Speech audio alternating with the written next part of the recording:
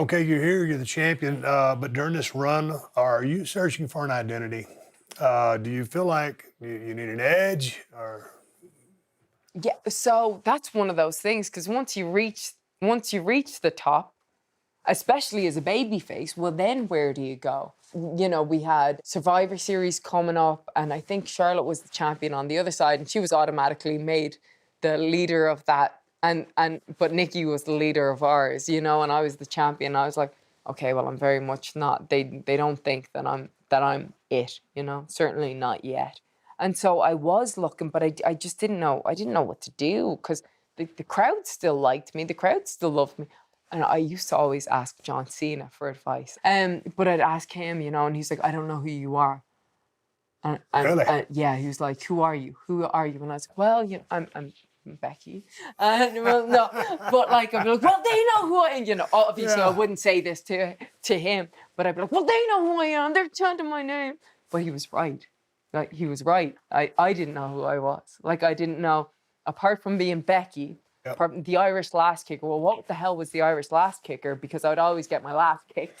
So, so I didn't know. I didn't really have an identity, and I was searching for that. And I suppose I was the little scrappy underdog from Ireland, but it wasn't immediately establishable. And you know, I dressed as in the steampunk gear, but that was really just to give me a look to stand out from the rest, to try and find an identity. But I was always just trying to find an identity. But you're just not really grounded yet. Not really You're trying, grounded you're searching, and you're having success, but it's like, okay, but it's not clicking up. my foundation could be more solid to make even bigger and better decisions. Yes.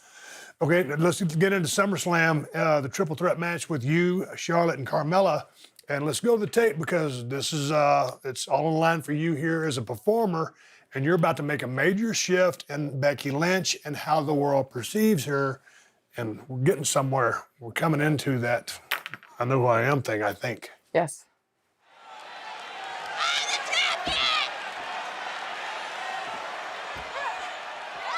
Okay, we got the arm.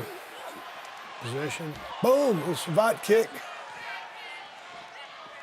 And down into the disarmer. Can she make it to the ropes? Will she make it to the ropes? She might just make all the fingernails on the rope. She's there. Okay, the referee makes you break the hold. Here you come up. Was that the manhandle? No, that's just like a pump handle. Okay, suplex. okay, back in the disarmer. Okay, you got it right where you want her. Modified natural selection, right? Yep. Oh, 1, 2, 3. Charlotte Flair with the big W. With the big double. After you seemingly had it within grasp, and from behind.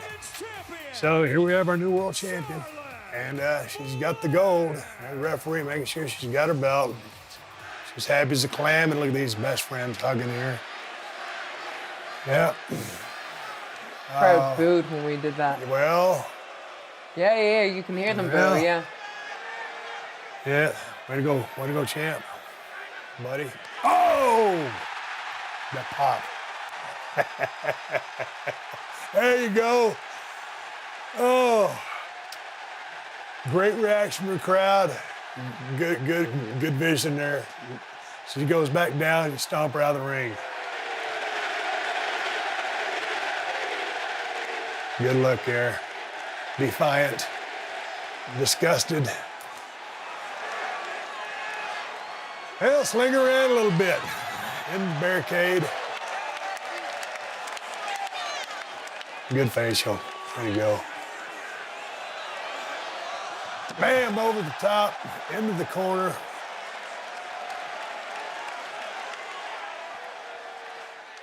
What were you thinking when that when you took a shot at her, she goes down, that crowd erupted? What were you thinking when you're feeling that? You're like listening, like, oh, Oh, this is cool. yeah, that's good. Yeah. Did you think they were going to boo you? Not for a single freaking second. Did anybody think that? There were some people in the office that thought they were going to boo me.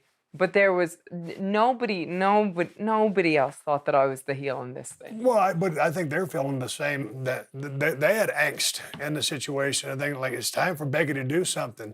Becky's got to do something, and you did, and they responded accordingly. Yeah, so what happened at the time was I was getting momentum.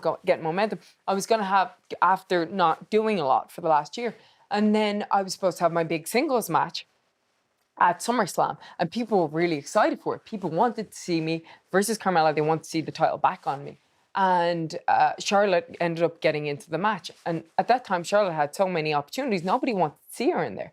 But the company thought that she was going to be the babyface in this, and that by me turning on my friend over a championship, that I would be the bad guy. But of course, anybody who knew was like, well, you're going to be a badass who just doesn't care anymore, and you're going to come and kick the crap out of people. You're going to be like Stone Cold, you know, for lack of a better term, is what people thought, you know. And, you know, as in people inside the bubble who knew, who weren't those people that thought that people would boo me. And I think somebody came up to me that the night after and was like, well, Brooklyn's a heel crowd, so they would cheer you. But when you're going to be in Birmingham, Alabama next week, they're going to boo you. Well, we were in Birmingham, Alabama next week, and they were cheering me. So, yeah. So I think anybody who knew that this was I wasn't going to be a heel, but it was going to take me to another level. Right. And it sure did. Let's play the promo. I deserve to be standing here as the women's champion. And since that moment was stolen from me, Charlotte Flair deserved the beating that I gave her. Because SummerSlam wasn't supposed to be about Brock Lesnar or Roman Reigns or AJ Styles or Seth Rollins or Ronda Rousey, and it certainly wasn't supposed to be about Charlotte Flair. It was supposed to be about one woman, me. It was supposed to be my time. Somehow I have been made an afterthought. And you think that after a few nights of praise that's all going to change. Well, no, I don't buy it anymore. Because you're a generation of all talk, all opinions, and no action. And come SummerSlam, I had enough of the opinions, and I decided to take action. Because that referee slapping the mat for the third time was like someone counting me out of a trance. I have never seen anything more clearly in my life. I knew in that moment that my so-called best friend had been holding me back. I knew in that moment that Charlotte Flair had stolen my spotlight and my opportunity for the last time. I knew in that moment that I was going to raise her hand up and rip her head off.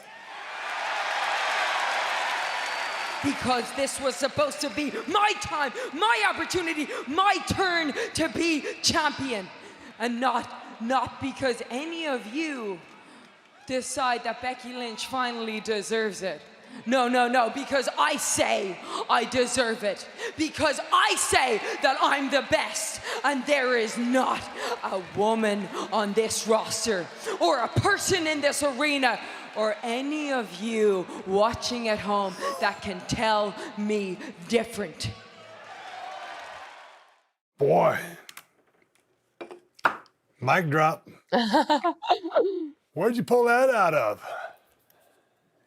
Yeah, of course. Yeah, years of being in the back and waiting my turn and not getting it, and constantly feeling like I was right there, and then I get taken off TV, and right there, and then taken off TV, and so it constantly felt like that. And I didn't want to go to the audience that night, but they really wanted me to. But I said to them, well, when Charlotte beat me, you all stood up and cheered a new champion. And when I said that, I could feel yeah, we did. I'm sorry. And I felt like there's no way healing on them right now is going to work. No way. I did it only a little bit, but I knew that it wasn't going to work. So you're going to have killer matches at Hell in a Cell and Evolution. Did you feel like you were in the zone there as a performer? Yes. Yeah. It was when I stopped thinking as much about the things that were, what's the next move and what are we doing next and what's the next spot, and just started being in it and feeling it more and listening to the audience more, feeling the crowd and the energy and knowing what that was when things shifted a lot for me. Where was the pressure then? Because you say you really feel no pressure now as to when you were Not that starting. I feel no pressure Well, now. no pressure, you know. Yeah, but yeah. it's less, yeah. But was there any pressure on you at that time when you started riding that wave of steam and momentum? So at that time, Because the stakes start getting higher. yeah, at that time there was a lot of pressure, but I was really enjoying it, you know? I was really enjoying it. I was feeling the crowd, and the crowd were there behind me, and there was lots of "We want Becky" chants throughout the show. So when I went out there, I was in my zone. I had a lot of swagger. I was really feeling it, really enjoying every second of it.